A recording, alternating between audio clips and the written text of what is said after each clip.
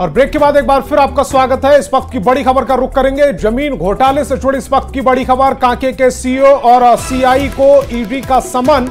आज सीईओ और सीआई से फिर पूछताछ होगी। सीईओ के मोबाइल से कई अहम जानकारी मिली है। डेटा डिलीट करने के मामले में भी पूछताछ होगी।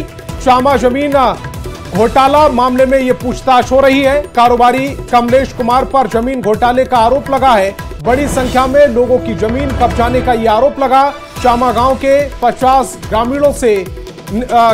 ग्रामीणों ने शिकायत की थी, जिसके बाद ये लगातार कार्रवाई की जा रही है। कांके के सीईओ और सीआई से आज ईडी पूछताछ करेगी। आज सीईओ और सीआई से फिर से पूछताछ होगी।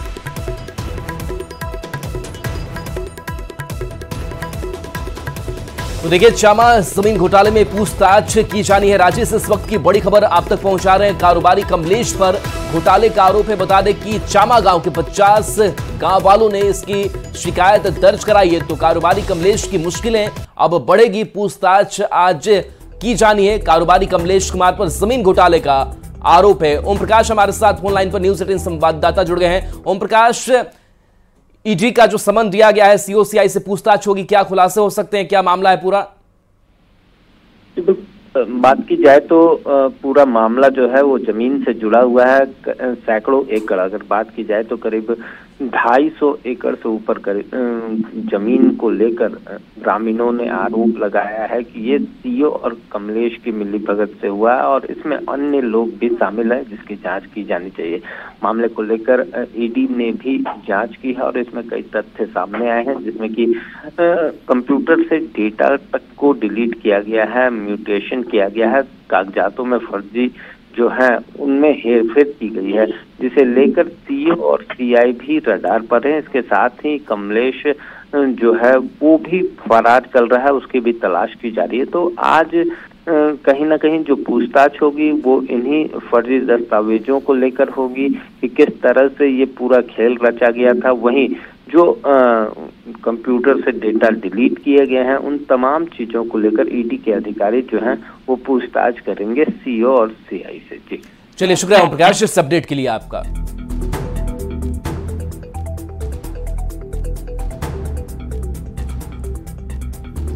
झारखंड की राजनीति एक बार फिर से गर्मा गई है। प्रदेश की राजनीति में यह गर्माहट निर्दलीय विधायक सरयू राय और बिहार के सीएम नीतीश कुमार की मुलाकात के बाद आई है। विधायक सरयू राय ने विधानसभा चुनाव जेडीयू के साथ लड़ने का दावा किया है। सरयू राय के दावे के बाद झारखंड बीजेपी भी असहज दिख रही है। बीजेपी का साफ शब्दों में कहना है कि जेडीयू एनडीए का हिस्सा है, यही सच्चाई है। बिहार और केंद्र के साथ साथ सरकार चला रहे हैं। वहीं झारखंड कांग्रेस के प्रदेश अध्यक्ष राजेश ठाकुर ने भी चुटकी ली है। उन्होंने कहा कि सरयू राय का सम्मानित नेता है और उनके ज्ञान का सभी सम्मान भी करते हैं, लेकिन वो बार बार फंस जाते हैं। धनबाद में भी वो फंस गए थे। नीतीश कुमार अपने सहयोगियों को समय समय पर पटकनी देते रहे हैं। नीतीश कुमार को ऐसी राजनीति में उलझा पाना इतना आसान नहीं है। आज हम सब यही जानते हैं कि जदयू जो है वो एनडीए का पार्टनर है, मजबूत पार्टनर है। बिहार में साथ में हमारी सरकार चल रही है और आपने देखा होगा केंद्र में हमारी सरकार में शामिल है। इसलिए बाकी कहाँ कौन क्या मिलता है, क्या लिखता है, ये जिसने लिखा है और जिस दल से संबंधित बातें हैं, मैं समझता हूँ वो इसे अच्छी तरीके से बता सकते हैं। तो इतना भी दुर्दिन जदयू का नहीं आया है। उसके नेता नीतीश कुमार हैं और सबको समय समय पर पटकनी देते रहे हैं अपने इलाज को, तो उनसे सावधान रहने की ज़रूरत है। मैं जानता हूं कि नीतीश कुमार जी के वो पुराने मित्र हैं और उनसे काफ़ी कुछ ये लोगों को एक दूसरे को सीखने मिला होगा, लेकिन नीतीश कुमार जी को पटकनी देना इतना आसान बात नहीं है, या उनको किसी तरह से उलझा लेना, फंसा लेना। हम समझते हैं इन सब चीज़ों से हम लोगों को कोई वास्ता नहीं है। और रांची से बड़ी खबर मिल रही है। कल झारखंड के दौरे पर आएंगे झारखंड बीजेपी के सह चुनाव प्रभारी हेमंत बिस्वा शर्मा। तोरपा और खूंटी में उनका कार्यक्रम है। 17 जुलाई को संगठन प्रभारी डॉक्टर लक्ष्मीकांत वाजपेयी भी झारखंड आएंगे। बीजेपी चुनाव प्रभारी शिवराज सिंह चौहान भी 17 जुलाई को झारखंड आएंगे। अलग अलग विधानसभा क्षेत्रों में उनके कार्यक्रम होने हैं, जिसमें वो शामिल होंगे। तो बड़ी खबर आपको बता रहे हैं, कल झारखंड दौरे पर रहेंगे हेमंत बिस्वा शर्मा और बड़ी खबर यह है कि तोरपा और खूंटी में उनके कार्यक्रम है। 17 जुलाई को संगठन प्रभारी डॉक्टर लक्ष्मीकांत वाजपेयी भी झारखंड के दौरे पर रहेंगे। बीजेपी चुनाव प्रभारी शिवराज सिंह चौहान 17 जुलाई को झारखंड आएंगे। झारखंड विधानसभा का चुनाव इसी साल होने वाला है। इसको लेकर बीजेपी चुनावी मोड में है। झारखंड बीजेपी का चुनाव प्रभारी बनने के बाद केंद्रीय कृषि मंत्री शिवराज सिंह तीसरी बार झारखंड पहुंचे और हेमंत सरकार पर जमकर निशाना साधा।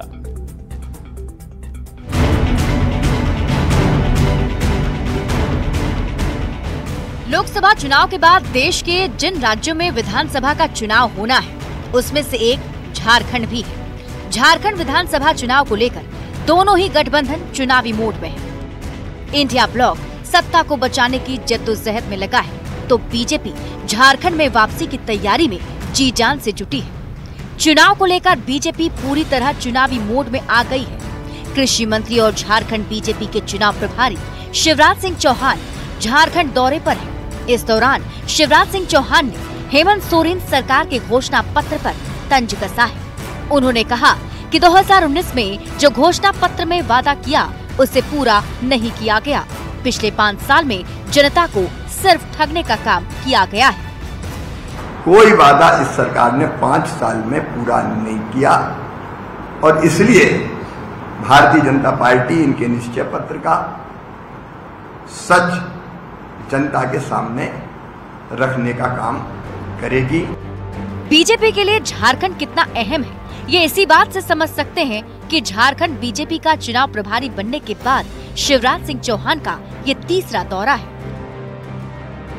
23 जून, 4 जुलाई और अब 14 जुलाई को शिवराज सिंह चौहान झारखंड पहुंचे हैं।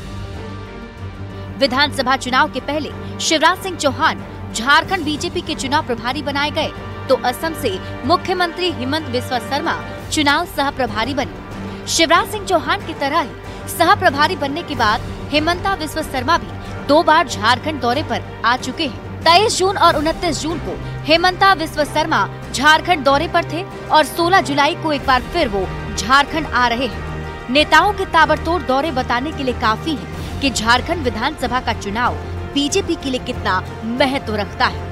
न्यूज़ 18 के लिए रांची से निरंजन के साथ ब्यूरो रिपोर्ट। और झारखंड में चंद महीने बाद होने वाले विधानसभा चुनाव को लेकर सियासी सरगर्मी बढ़ गई है। सभी राजनीतिक दलों की नजर आदिवासी वोट बैंक पर है। ऐसे में बीजेपी नेता बांग्लादेशी घुसपैठियों और आदिवासियों का मुद्दा उठा रहे हैं। आदिवासियों को लेकर गरमाई सियासत, खतरे में आदिवासियों का अस्तित्व, आदिवासियों पर सियासत कब तक, सियासत की धुरी बने आदिवासी।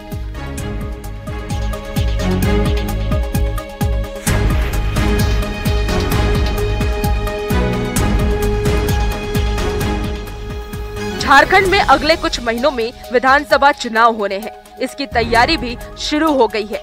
जेएमएम की अगुवाई वाली राज्य सरकार के कामकाज में तेजी देखकर तो यही लगता है कि इंडिया ब्लॉक लोकसभा चुनाव से भी बेहतर परिणाम की उम्मीद विधानसभा चुनाव में कर रहा है। इस बार लोकसभा के नतीजों ने भी बीजेपी की चिंता बढ़ा दी है। ऐसे में बीजेपी का पूरा फोकस आदिवासी इलाकों पर है। सभी राजनीतिक दल अपने को आदिवासी का हितैषी बताने में जुटे हैं। चुनाव से पहले बीजेपी नेता बांग्लादेशी घुसपैठियों और संथाल परगना में बदलती जनसंख्यिकी का मुद्दा उठा रहे हैं और आरोप लगा रहे हैं कि जेएमएम सरकार में आदिवासियों का अस्तित्व खतरे में है। मुस्लिम की आबादी 9.44 से बढ़कर के 22.23%, अन्य की आबादी 45 से 49%।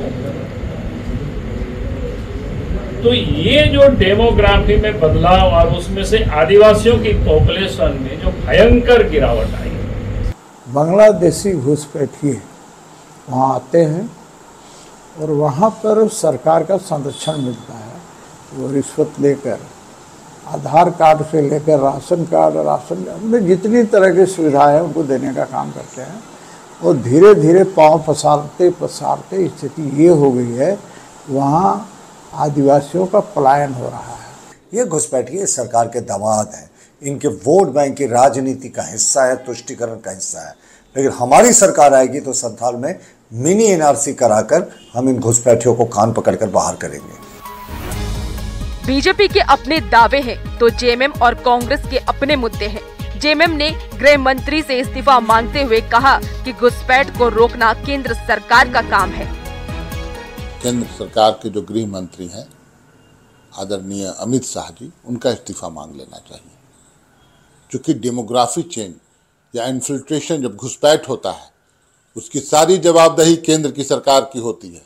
जब उनका अहंकार हारा है तब उनको फिर डेमोग्राफी की याद आ रही है।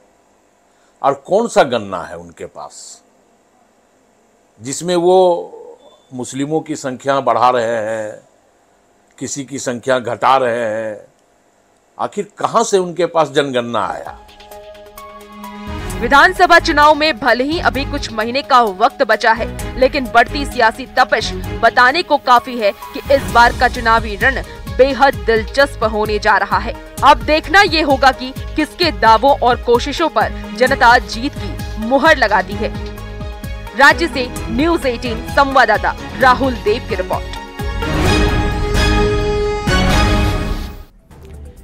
मुख्यमंत्री हेमंत सोरेन भक्ति में डूबे नजर आए। वाराणसी से लेकर मिर्जापुर तक वो भगवान के दर पर पहुंचे और पूजा अर्चना की। स्क्रीन पर आपको 3 तस्वीरें दिखाएंगे जिसमें सीएम हेमंत सोरेन पूजा पाठ करते हुए आपको नजर आ रहे हैं। पहली तस्वीर काशी विश्वनाथ मंदिर की है जहां सीएम हेमंत सोरेन पत्नी कल्पना के साथ पहुंचे और पूजा अर्चना कर रहे हैं। दूसरी तस्वीर बाबा काल भैरव मंदिर की है जहां सीएम हेमंत सोरेन प्रार्थना करते दिख रहे हैं। तीसरी तस्वीर मिर्जापुर के मां विंध्यवासिनी मंदिर की है जहां सीएम हेमंत सोरेन परिवार के साथ मां विंध्यवासिनी की पूजा अर्चना करते हुए दिख रहे हैं।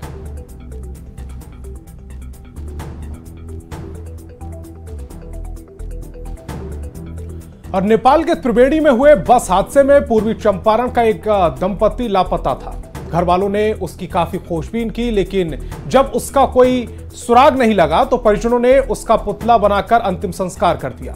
3 दिन पहले नेपाल में लैंडस्लाइड होने की वजह से 2 बस त्रिवेणी में नदी में समा गई थी। इस घटना के बाद से परिवार में मातम पसरा हुआ। ससुराल गया, ससुराल से सास ससुर के साथ काठमांडू गया तीर्थ करने। वहां से लौटा तो बस गड्ढा में पड़ गई, डूब गया सब। तो वहाँ एक आदमी हमको फोन किया, इसी से जानकारी मिला हमको। कब गए थे यहाँ से? यहाँ से सोमवार को गया था।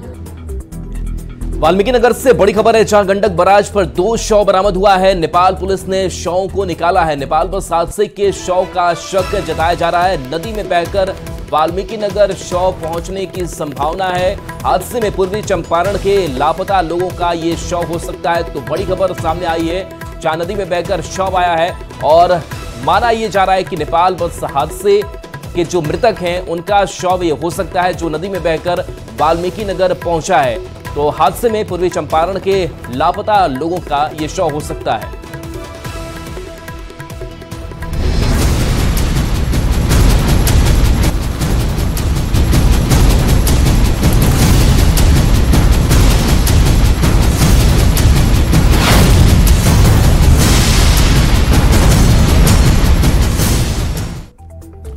और रांची से बड़ी खबर मिल रही है। रांची समेत कई जिलों में आज भारी बारिश का अनुमान है। झारखंड में बंगाल की खाड़ी में बने साइक्लोन सर्कुलेशन का असर दिख सकता है। अगले 2-3 दिनों तक कई जिलों में भारी बारिश हो सकती है। मौसम विभाग ने यह अलर्ट जारी किया है।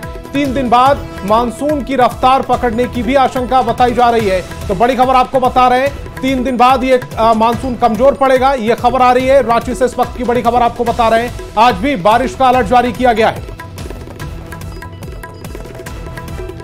गंडक नदी का जलस्तर एक बार फिर से बढ़ने लगा है, जिसके बाद पूर्वी चंपारण में केसरिया और संग्रामपुर के कई दर्जन टोले और गांव प्रभावित हुए। लोगों की जिंदगी अब नाव पर सिमटती दिख रही है, लेकिन कई ऐसे इलाके हैं जहां नाव नहीं होने से लोगों की परेशानी बढ़ गई है।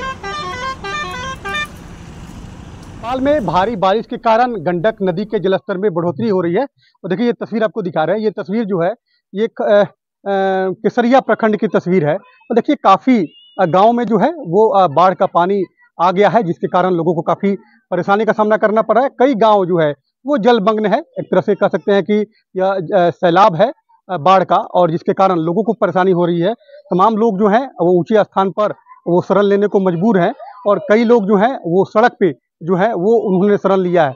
तो काफ़ी जो लगातार जलस्तर में बढ़ोतरी दर्ज की जा रही है, और वैसी स्थिति में लोग काफ़ी परेशानी है। बताइए कि बाढ़ काफी आ गया है, कुछ सरकार से कुछ मदद मिल रहा है कि नहीं? मदद चाहिए सरकार के लिए। क्या सरकार का कोई मदद अभी तक नहीं है? अभी कोई तो मदद नहीं मिला है। अच्छा, पानी आ गया, हम लोग सुविधा नहीं है कोई चीज है, खाना पीने की कोई सुविधा नहीं है। अच्छा, कैसे आप लोग रह रहे हैं? कैसे रह रहे हैं? जैसे भी खाना पीना नहीं मिल रहा है हम लोग के। सरकार से कोई मदद नहीं मिल रहा है? नहीं, मदद नहीं मिल रहा है। कैसे चावल ले आते हैं, खिचड़ी बनाए खाते लोग पानी में बैठ के। अच्छा दादी पानी आ गल बा, कैसे लोगन अपने रहते हैं लोगन? देखी ना ये पानी सतेंगन तो लोग कते भाई पानी में दौड़ता नहीं सत। अच्छा, तो सरकार से कुछ मदद मिलेला कि ना? कुछ हमने के ना मिले। कोई आयल है कि ना, कोई सरकार के कोई? अब ना जब ना मिलल तो हम कैसे कहीं जी आयल बनी। कैसे लोग रहते हैं लोगन पानी में? तो क्या करी सर, डर भी लगा। वही कीड़ा मकोड़ा आवता, वही आदमी जागो रहता रात भर जलनी, दिन खानी तनी भर आँख मुँह रहता। अच्छा, हाँ चाची कुछ सरकार से कुछ मदद मिलेला कि ना? ना, कहाँ में मिलल बा? कुछ नहीं मदद मिलल। कैसे लोग रहते हैं लोगन? यही मत रहता नहीं सन, चिजरा मुझा किन के खाता नहीं सन। कौन जगह भाई, कौन पंचायत पर, कौन संग्रामपुर पड़ेला? हाँ, संग्रामपुर। सरकार से कोई मदद नहीं मिली? अभी नहीं मिली। रात में पानी बढ़ा था तो डर तो लगा ही बहुत? लगता ना, लगता पानी बढ़ने से डर भी लगता होगा? सांप गुजर से बहुत डर लगते हैं। सांप गुजर भी निकलता है। बच्चों को बचाना भी एक बहुत ना का सुविधा नहीं है, ना ही है चाहिए। हम लोग पौड़ के जाते हैं, खाने खिचड़ी चावल लिया के जाके बनाते हैं। कैसे ही आप लोग गुजारा कर रहे हैं? आप लोग क्यों नहीं, झांकी पड़ने नहीं आता लोग। देखिए तस्वीर, दूर दूर तक जो तस्वीर आपको दिख रही होगी, सभी तरफ जो है वो गंडक का पानी जो है वो घरों में समा गया है। वैसी स्थिति में लगातार जलस्तर में बढ़ोतरी भी दर्ज हो रही है। लोगों को काफी परेशानी हो रही है, चाहे बच्चे हो बूढ़े हो, सभी लोग परेशान हैं, क्योंकि लगातार जलस्तर बढ़ने से खासतौर पर कीड़े मकोड़े भी काफी संख्या में आए हैं। वैसी स्थिति में लोग परेशानी का सामना कर रहे हैं, और तमाम लोग जो हैं वो सरकार से मदद की गुहार भी लगा रहे हैं, ताकि जो बाढ़ पीड़ित है सरकार उनको आर्थिक रूप से मदद करे, वरना ये लोग परेशानी में और पड़ जाएंगे। उमेश कुमार, न्यूज़ 18, पूर्वी चंपारण।